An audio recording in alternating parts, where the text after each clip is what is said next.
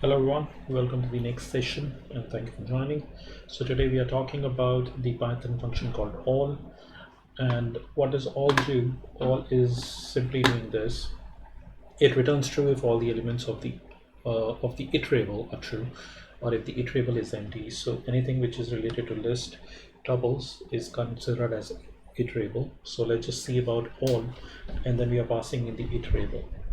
So give it to show it, this is what it does in the function all. You put in the iterable, it iterates through all of them. If not elements are false, if not element return false. So if anything is empty, no, if it is zero, so it returns false, except that it returns true. So I'm putting it here, list one is equal to 15729, and I say print all list. So it says true because everything is not zero. Here I have only 1 0, and when I run this in print all list one, where I repeat the list one value to be 15029, so due to zero, you're finding it false. Else if the list doesn't have any item and you try to print it, it will still return you true. That holds the same for the characters.